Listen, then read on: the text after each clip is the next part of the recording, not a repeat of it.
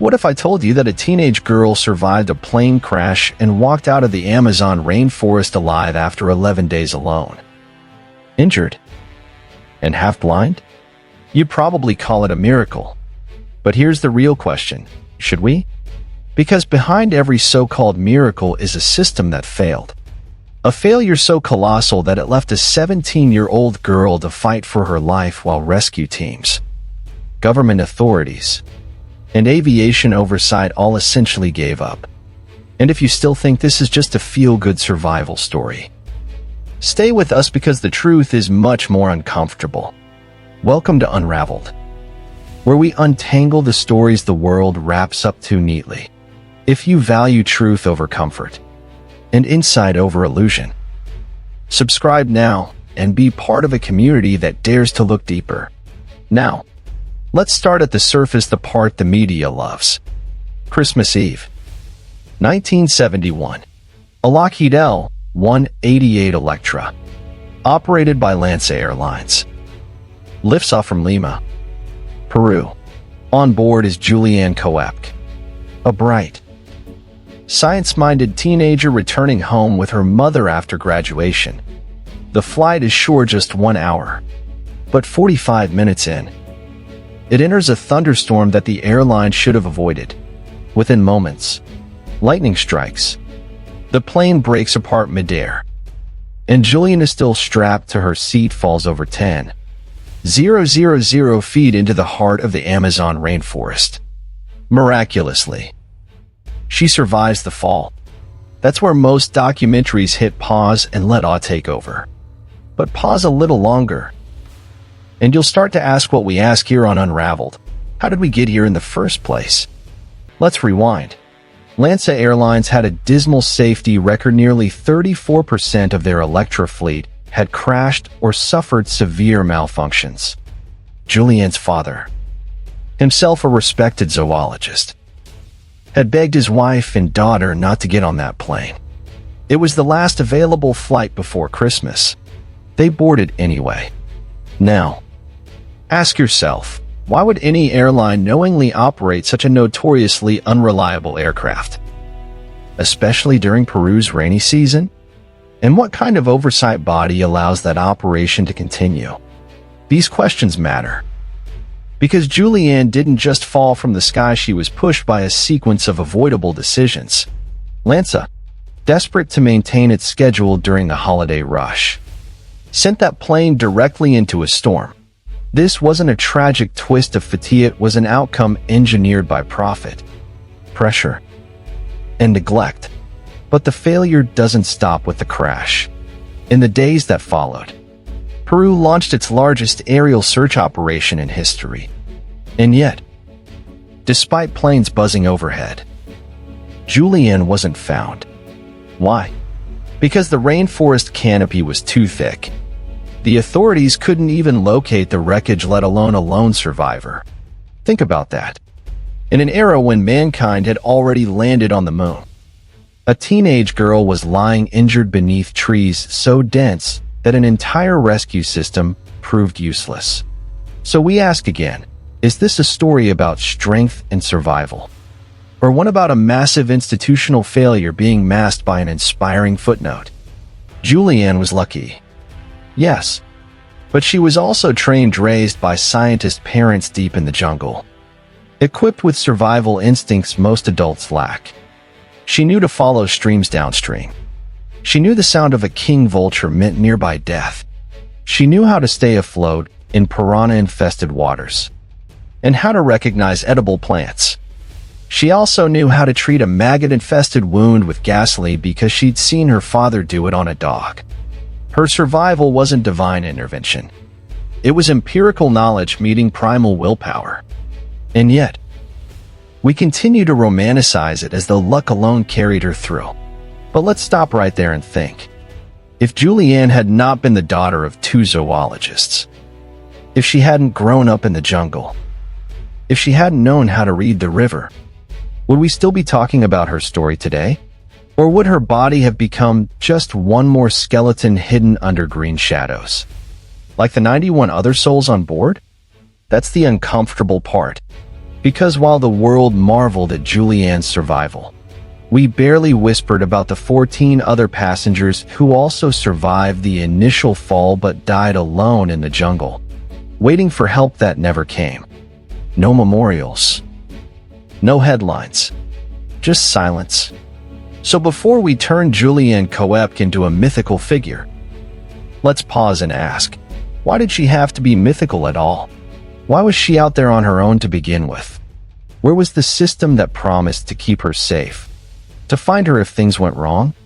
That's where we begin. Not with the fall, but with everything that led up to it. And everything that didn't follow. Juliane Koepcke's survival wasn't a miracle in the cosmic sense, it was the byproduct of her upbringing, education, and an extraordinary will to live. But to understand the full weight of what she endured, we have to track the chain of decisions, delays, and systemic breakdowns that preceded and followed that fateful Christmas Eve flight. Let's rewind to a few days before December 24th. 1971. Juliane had just graduated high school in Lima, Peru. Her mother, Maria Koepcke, also a zoologist, was eager to return to their research station, Panguana, deep in the Amazon. But Juliane wanted to stay in the city for one last school dance. It was a small delay, perhaps even an innocent one. But that choice, like many in this story, cascaded into something far larger. The only remaining flight that would get them to Pucallpa in time for Christmas was operated by LANSA carrier whose name was, by then, practically synonymous with risk.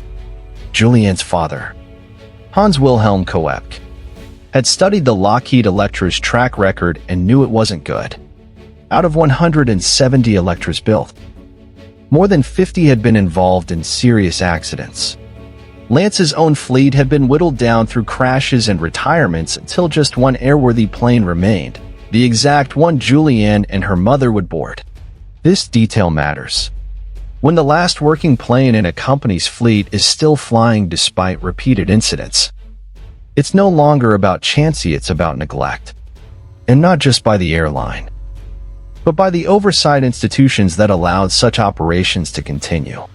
Then came the weather. The Andes and the Amazon are known for violent seasonal storms, and December marks the height of the rainy season. Forecasts predicted severe turbulence and lightning. But LANS, already behind schedule and facing holiday demand, chose to proceed. The flight was delayed for hours at the airport, further frustrating crew and passengers alike. But the true danger wasn't impatience. It was altitude and arrogance. The plane finally took off, late and fully loaded. For the first 45 minutes, everything seemed routine. Juliane and her mother sat near the rear, eating sandwiches, likely relieved to be in the air after such a frustrating wait. But then the storm came. Fast, dark, and brutal. Imagine yourself in that cabin. The sudden shift to black skies. The turbulence tossing the aircraft violently. The overhead luggage crashing down. Food and drinks flying through the air. Passengers screaming. Juliane would later describe a moment when a blinding flash of light enveloped the aircraft, lightning. Likely a direct strike on the wing. The aircraft didn't just lose control. It broke apart mid-air.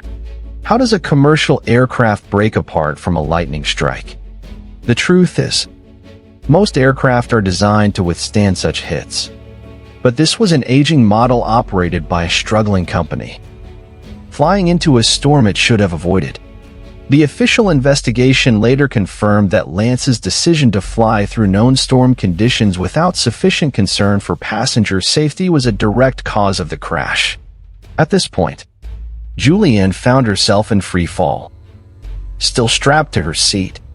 It's believed that the row she was seated in detached and rotated like a helicopter blade as it fell, possibly slowing her descent. But even with this unlikely dynamic, it's astonishing she survived. She blacked out during the fall and woke up the next day on the jungle floor, concussed, injured, and alone. That's where the clock starts on her survival timeline. But here's the part few people talk about. Juliane wasn't the only one who survived the crash. Authorities later estimated that up to 14 other passengers also survived the initial impact. So why didn't they make it out? This question looms large. These weren't people who perished in midair. They survived the same descent Juliane did. Yet none were rescued in time. No helicopters found them. No emergency crews reached them. One of those survivors was Juliane's own mother. We often assume that rescue efforts after such disasters are efficient, precise, and relentless. But in this case, they were ill-equipped and largely ineffective. Despite deploying the largest aerial search in Peru's history, not a single plane was able to spot the crash site. The Amazon's dense canopy proved impenetrable from above, without a transponder signal, smoke, or open clearing. The jungle swallowed the wreckage whole. Juliane, injured and with one eye swollen shut, was somehow more capable than an entire fleet of rescue aircraft. This isn't a romantic notion, it's a deeply damning fact. While she was navigating through the rainforest, struggling with broken bones and infected wounds, the search effort above was flying blind. After just a few days, the air traffic diminished. The world moved on. The assumption? No one could have survived that fall. End of search. Let that sink in. The official response decided it was a recovery mission, not a rescue. That decision, likely made from a control tower or government office, sealed the fate of those still alive in the jungle, including Juliane Koepcke, who had survived the crash but was immobilized. Juliane would later learn that her mother had likely lived for days, waiting, hoping that someone would come. No one did. So again, we must ask, was Juliane's story a triumph of the human spirit, or an indictment of the systems that promised safety and failed to deliver? Her survival is astonishing, but the death of her mother along with the others represents a quieter tragedy. One that underscores just how little faith we can place in the very institutions meant to protect us. As Juliane struggled downstream, finding only a bag of candy for sustenance, the world above was assuming her story had already ended. Planes flew on, holidays passed, and Lance's last airworthy aircraft had finally betrayed its name for good.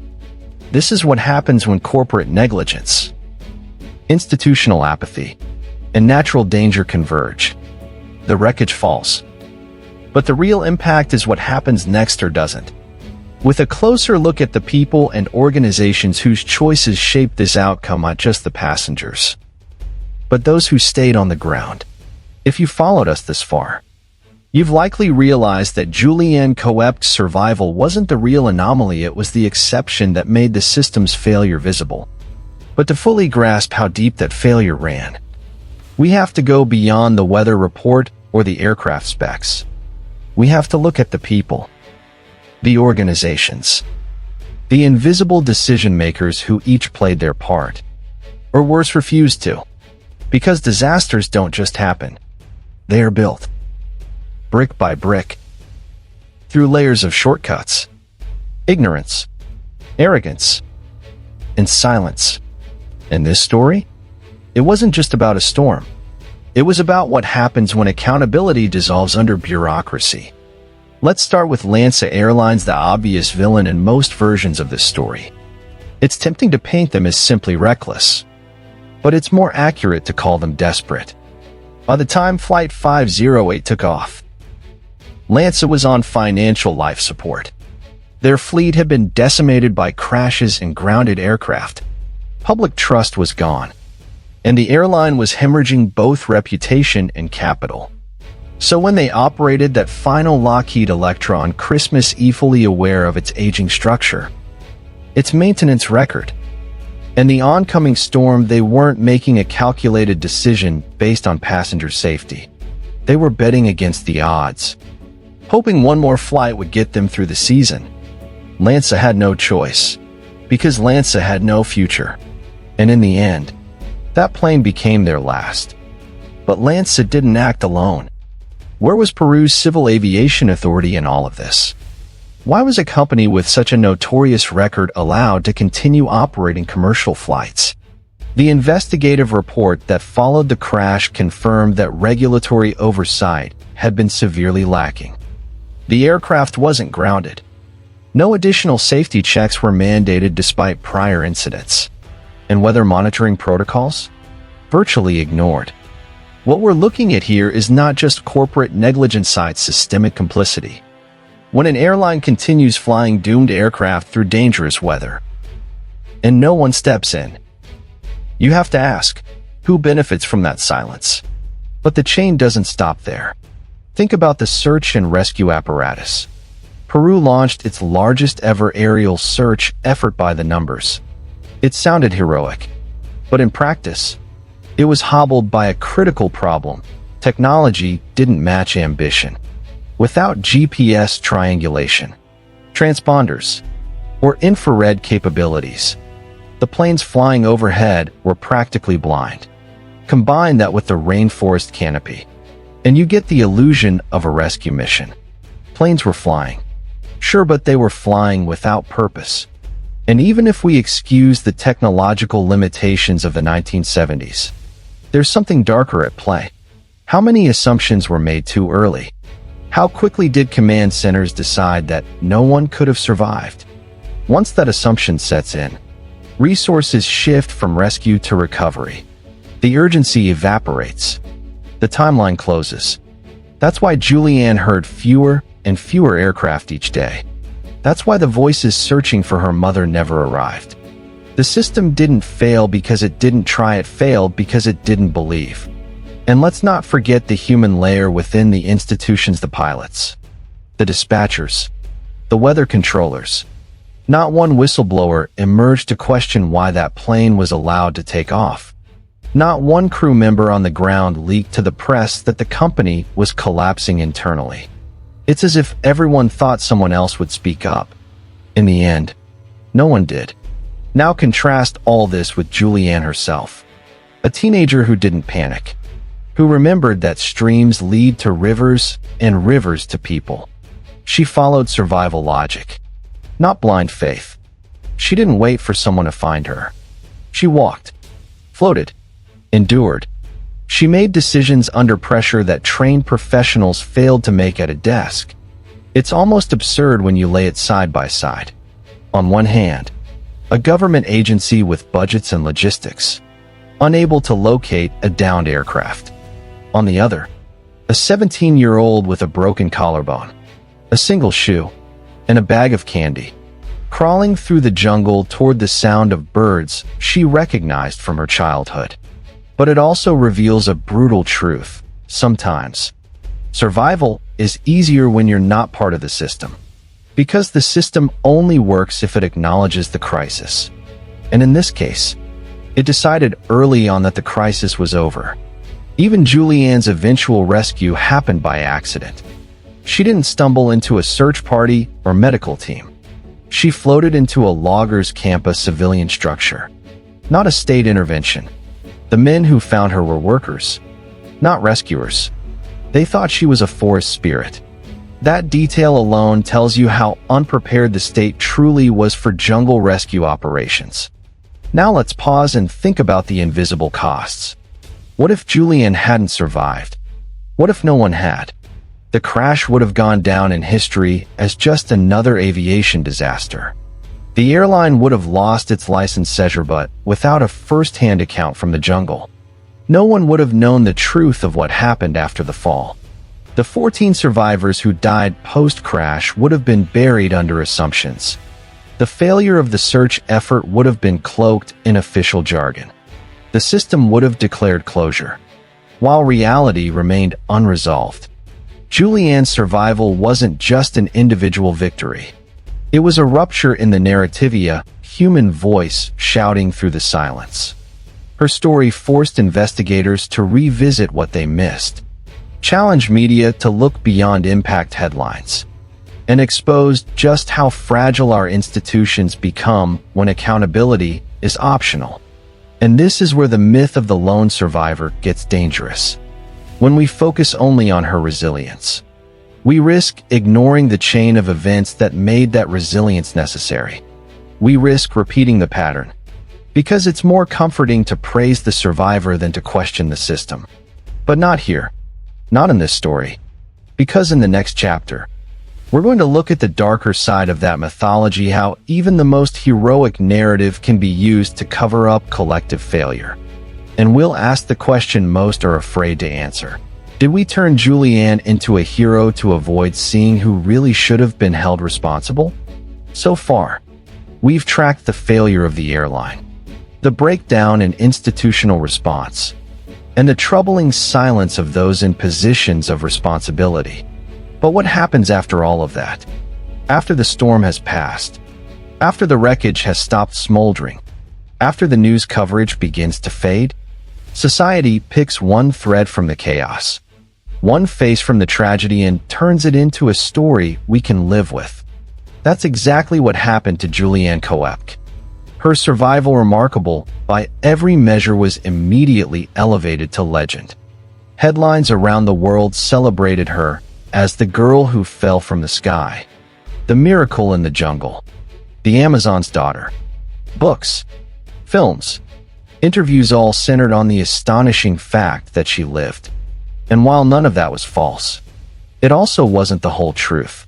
Because the deeper truth is harder to market, that Juliane wasn't the only one who survived the crash. As mentioned earlier, investigators believe that at least 14 others were alive after the aircraft broke apart midair. Among them was Juliane's own mother, Maria, who likely survived the fall but was too injured to move. She died waiting possibly for days, hoping for a rescue that never came. Yet almost no one talks about them. Those unnamed, unremembered passengers, people who also defied the odds, only to be betrayed by time, by circumstance, and by a rescue effort that stopped believing. So why does the narrative always focus on the one? Why do we elevate the sole survivor and forget the nearly saved? The answer lies in a psychological comfort zone. As humans, we crave stories of triumph, especially those wrapped in personal courage and individual resilience. They offer hope. They reinforce the idea that willpower can conquer anything. But more importantly, they shield us from the discomfort of institutional failure. Because if Juliane survived thanks to her own strength and intelligence, then perhaps the system wasn't that broken. Perhaps the rescue teams weren't completely inept. Perhaps nature was simply too strong to beat, and only someone truly extraordinary could prevail. It's a comforting idea, but a misleading one. Juliane herself has stated, repeatedly, that she doesn't believe she was more deserving than the others. She's admitted that her survival was partly due to her background, partly due to her youth, and partly due to sheer, random chance. So when we make her into a hero figure, when we hold her up as the lone symbol of human triumph, we risk turning a systemic disaster into a personal fairy tale. And fairy tales, by design, don't hold anyone accountable. They end neatly. They reward virtue. They ignore nuance. Let's take a closer look at how media played a role in shaping this narrative. News outlets around the world ran headlines about the miracle girl, often with little mention of Lance's record or the Peruvian government's failure to prevent such a tragedy. The focus shifted entirely to Juliane's journey, her time in the jungle, the maggots in her wounds, the candy she found among the wreckage, the canoe that finally brought her to civilization. These details are undeniably gripping, but they also serve as a distraction. They make the story feel complete, even uplifting. But what about the other 91 passengers? What about the other survivors? What about the crew? The flight path decisions? The weather warnings? The engineers who signed off on a clearly compromised aircraft? In turning Juliane into a lone heroine, the media did what media often does: it simplified the complexity into something palatable, something sellable. And in doing so, they gave the airline, the authorities, and the aviation regulators an exit door from public scrutiny. This isn't a new pattern. We've seen it again and again. Think of the rare survivors of earthquakes, school shootings, mining disasters. The cameras find the one who made it out and zoom in. That person becomes the symbol of hope, the unspoken consequence. Everyone else becomes the background. It's easy to forget that Juliane herself didn't seek the spotlight. She didn't monetize her story. She didn't capitalize on trauma. For years, she refused most interviews. She went back to her studies, became a scientist, and eventually took over the same research station her parents had founded in the jungle. Her life after the crash was marked more by quiet work than public attention. It wasn't until decades later that she agreed to revisit the crash site accompanied by Werner Herzog, a filmmaker who had, by chance, avoided being on that very flight. The documentary they created didn't glamorize her experience. In fact, Juliane insisted on confronting the trauma head-on, walking the same path through the jungle, seeing the rusted remains of Flight 508. It was less a media tour than an act of mourning. In one haunting moment, she said, "I often ask why I was the one to survive. Not with pride, but with unresolved grief." Survivor's guilt, decades later, still lingered, because surviving, in this case, wasn't just about making it out alive. It meant carrying the burden of memory alone. And that's the cruel paradox of being the one. You are celebrated, but isolated. Your experience is highlighted, but stripped of the wider context. You become both inspiration and evidence that everyone else failed. So when we hold up Juliane's story, we should be careful not to reduce it to a parable of personal grit. It's more than that. It's a mirror, a reminder that luck and preparedness are not enough when systems fail to function. That heroism can emerge from tragedy but should never be used to excuse it. We'll turn our lens toward the public's reaction, how different sectors of society responded, from the scientific community to everyday citizens. Because sometimes, the way we react to a story says more about us than the story itself. We examined how Juliane Koepcke was transformed into a Simbola lone survivor whose story served as a stand-in for resolution, even when nothing had truly been resolved. But now, we need to ask a more uncomfortable question. What did society choose to do with that symbol? How did our collective response across media, science, politics, and public discourse reflect not just admiration, but avoidance? Because let's be clear, when a disaster unfolds, the initial shock may come from the event itself, but the long-term impact comes from how we choose to remember it, or forget it. Immediately after Juliane's story became known, the public response split into distinct patterns. The dominant reaction, unsurprisingly, was one of awe. Here was a young woman injured, barefoot, alone, who crawled out of the jungle and lived to tell the tale. People were drawn to that resilience, and understandably so. It was comforting, even redemptive, in a world so often defined by tragedy. Stories of survival feel like justice served. But behind the admiration was a disturbing silence. Not about Juliane, but about everyone and everything else. There was minimal outrage toward Lanza. Despite their catastrophic safety record, no significant reform was demanded from Peruvian aviation authorities. There were no hearings, no resignations, no waves of investigative journalism calling for systemic change. Instead, the press focused on interviews with Juliane, retellings of her ordeal, and speculation about how she could have possibly survived such an impossible fall. It was as if we collectively decided that if she survived, then somehow, things had worked out. This reveals a deep flaw in how we process tragedy. When faced with a complex failure, one that implicates corporations, governments, and regulatory agencies, often seek a single, clean emotional response. We want to either mourn or celebrate. Complexity is uncomfortable. It forces us to confront responsibility, and responsibility demands action. So we narrowed the narrative. We kept it digestible. Juliane became the vessel into which we poured all our emotional response, allowing the broader failure to drift quietly into the background. And this isn't just a media issue. Let's talk about the scientific community. You might expect that a disaster involving mechanical failure, weather misjudgment, and jungle survival would trigger interdisciplinary scrutiny. Aviation engineers, meteorologists, emergency response experts, surely they would have dissected this event from every angle. But that didn't happen. Instead, much of the scientific discourse centered on the biomechanics of her fall, how she might have survived from a height of over 10,000 feet. Theories about air resistance, tree canopies, seat rotation, and body angle dominated journals and reports. These are valid points of curiosity, but they also became a convenient distraction. Because as long as the conversation remained technical, focused on physics and probability, it didn't have to confront negligence or accountability. The survival became an engineering puzzle, not an ethical indictment. Even the psychological angle was subdued. Survivor's guilt? Institutional trauma?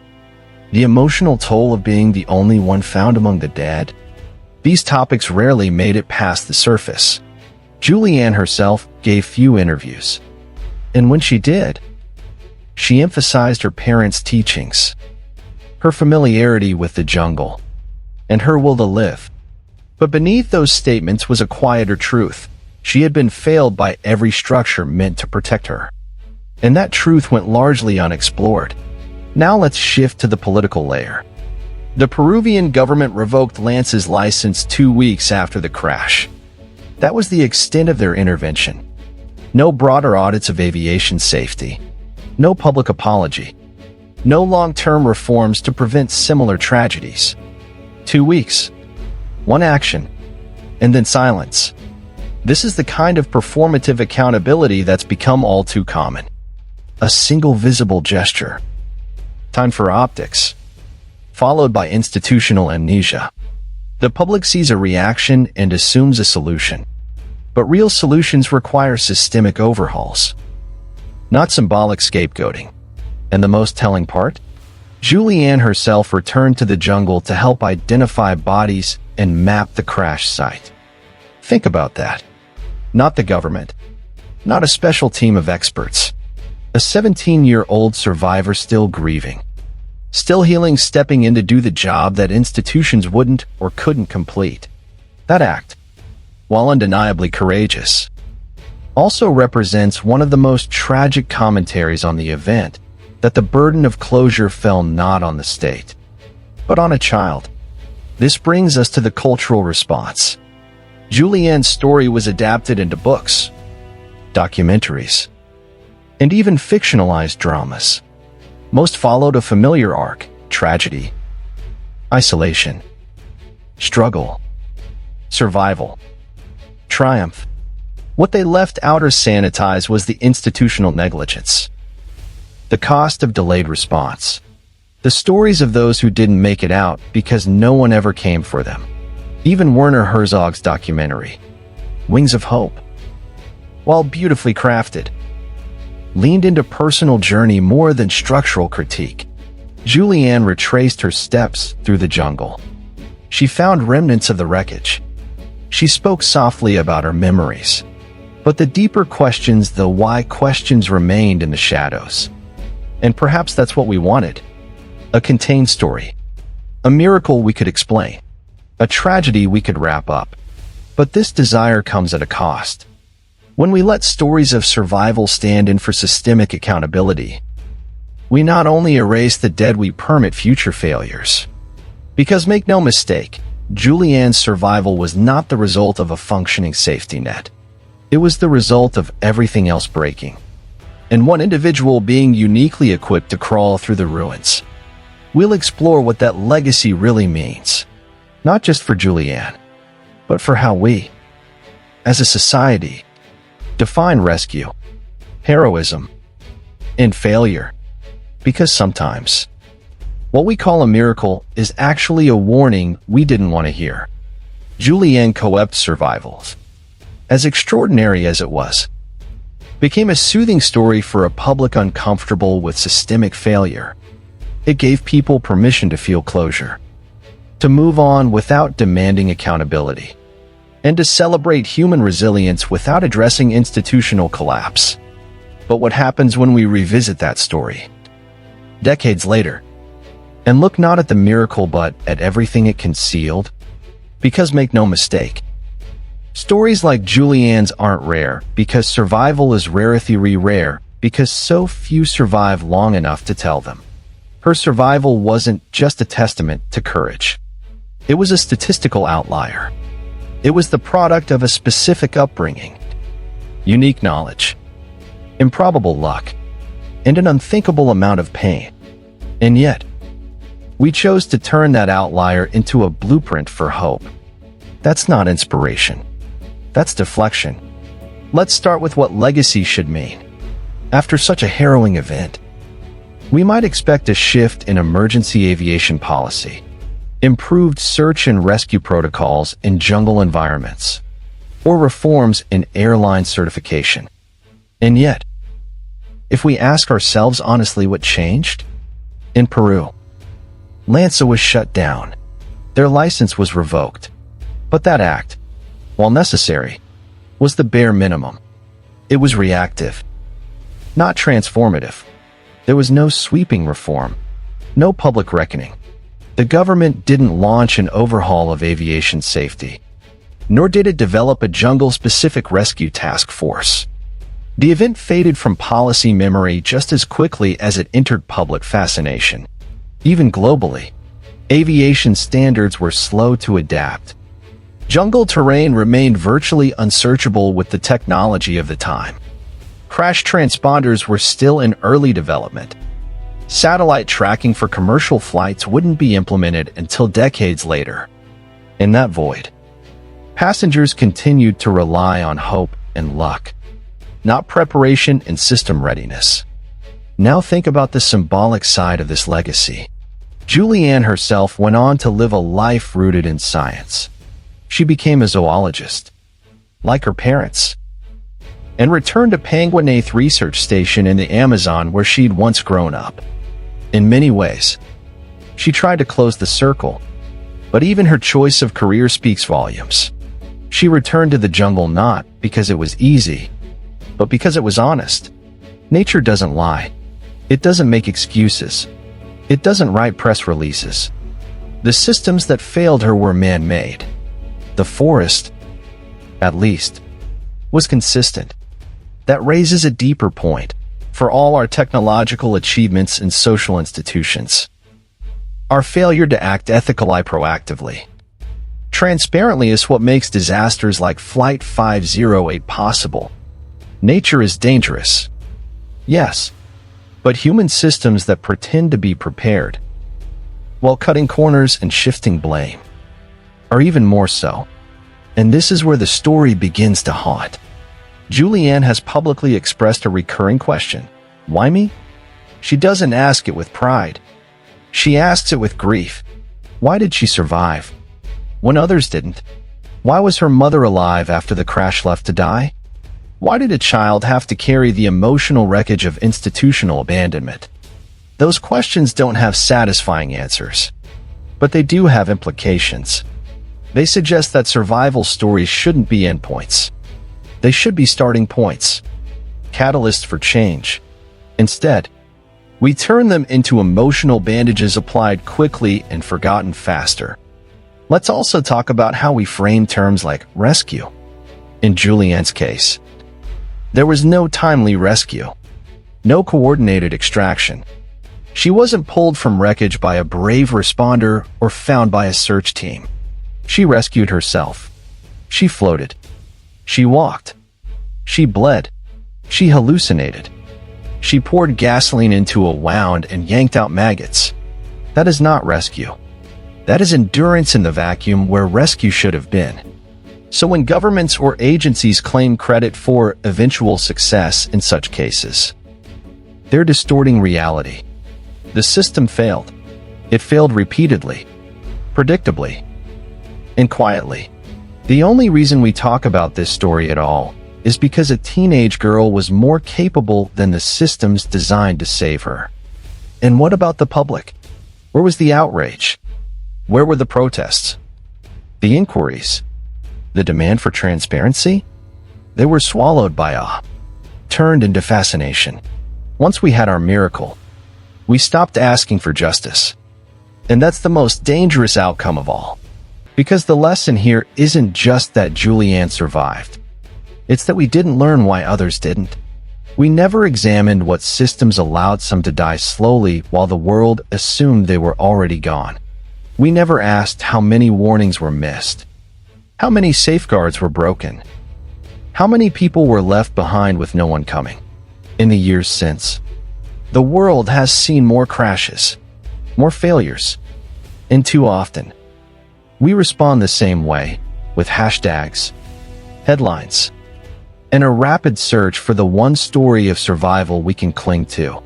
We romanticize endurance because it's easier than holding power to account.